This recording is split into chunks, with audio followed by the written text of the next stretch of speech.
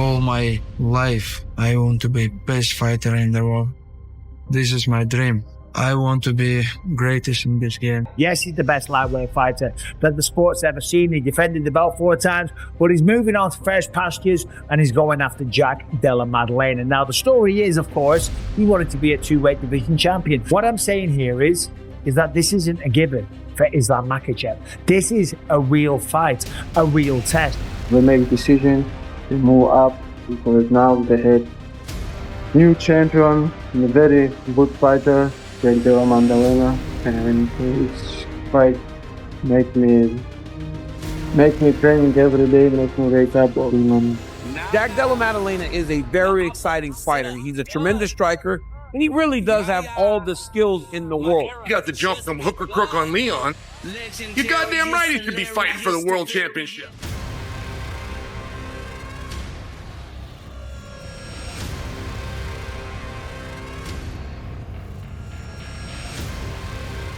See, I want to challenge. I honestly want to challenge myself. Like, I want to say these names, put myself in a fight, and then have to fight my way out of those situations. And that's what I'm in this game to challenge myself.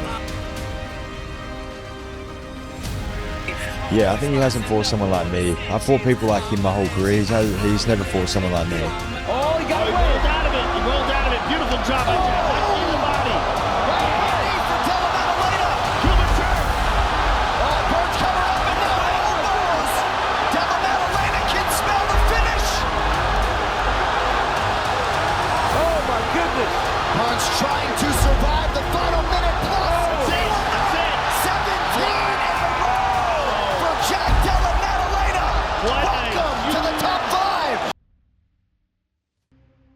Islam Makhachev walked into UFC 322, carrying the pressure of a champion, the expectations of a legend, and the target of an entire division, and still managed to walk out making history. In a single night, he erased 3 streaks at once. He snapped Jack Della Maddalena's impressive 11-fight run, extended his own remarkable winning streak to 16, and officially tied Anderson Silva for the longest streak the UFC has ever seen. And to top it off, he left the cage with a second championship belt around his waist, proving that greatness does not require hype, only dominance. What stood out even before the fight was how naturally Islam filled into his new weight class. The extra size didn't slow him down, didn't drain his gas tank, and didn't alter his tempo. If anything, the added mass made him more complete. From cage side, he and JDM looked almost identical in frame, but the moment the fight began, the differences became impossible to ignore. Early on, JDM looked composed, even confident at times. His expressions in the first 2 rounds showed a man who believed he had the answers. But as the fight progressed, the tension in his face shifted dramatically. In the 3rd round, concern crept in. By the 4th, frustration took over. And in the 5th, his body language said everything. He knew the fight had slipped away. His leg was compromised, and nothing he tried was stopping the inevitable. The emotion, the fatigue, the damage, it all settled on him at once. Offensively, Jack never found consistent success. Outside of one moment in the clinch where he fired off a handful of punches, everything else fell flat. His jab didn't land the way he needed it to. He overreached on counters. He stretched himself out of position multiple times, leaving himself open for Islam's entries. And the calf kicks, those were the true beginning of the end. Islam didn't need many of them.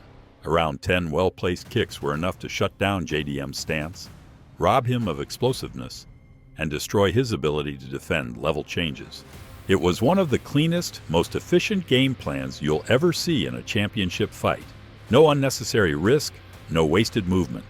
Islam simply mixed kicks with takedowns, sprinkled in a few feints to force reactions, and let the openings come to him. He didn't need to force anything. Once the fight hit the mat, he worked through positions with calm precision, smothering JDM round after round without rushing or overextending. The simplicity fooled some viewers. A portion of fans online called the fight boring, but that narrative falls apart when you actually look at the technique Islam didn't stall. He actively hunted for submissions. The same submission chains that finished Dustin Poirier, Dan Hooker, and nearly put Charles Oliveira out were all attempted in this fight. The reason they didn't work was simple. JDM defended them well. Take the arm triangle attempt. Joachim rotated perfectly to relieve the pressure at the exact moment he needed to. When Islam went after the Darce choke sequence he used to beat Poirier, Joachim recognized the trap instantly, shoved both arms inside, and disrupted the choke before it could tighten. When Islam attacked the Kimura, Joachim used the fence to keep his arm safe and force a reset.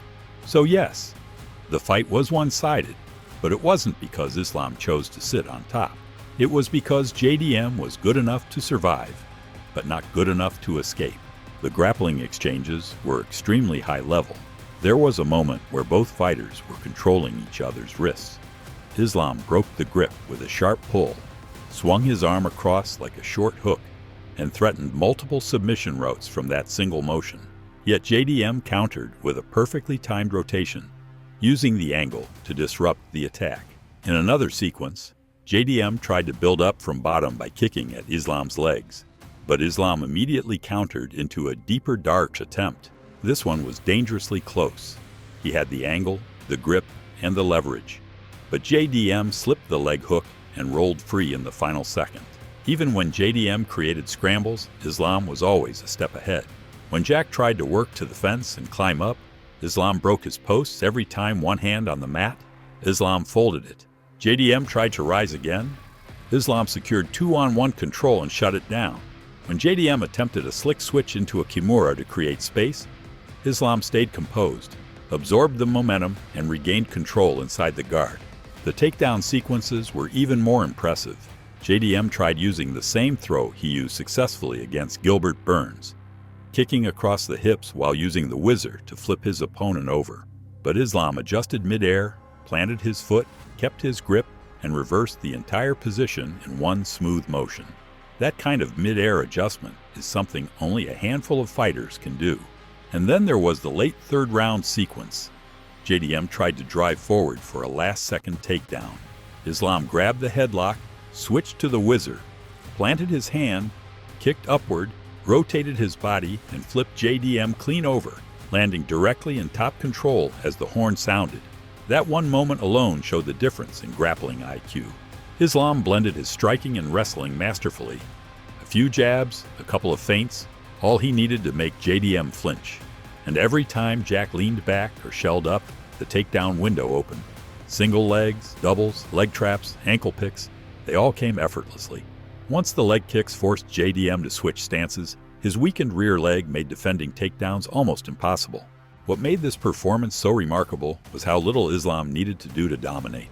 A handful of calf kicks, a few well-timed entries, constant positional awareness. No wild brawling, no risky moments, just pure, fundamental mastery. It showed the gap between a great fighter and a generational one. JDM's lone bright moment was a short burst in the clinch where he ripped body shots. Other than that, the entire fight belonged to Islam, in the striking, in the grappling, and in the strategy. From here, the most logical next challenger is Michael Morales. He's undefeated, he's powerful, he's enormous for the division, and he's coming off a brutal stoppage. Giving Kamaru Usman a title shot makes no sense right now.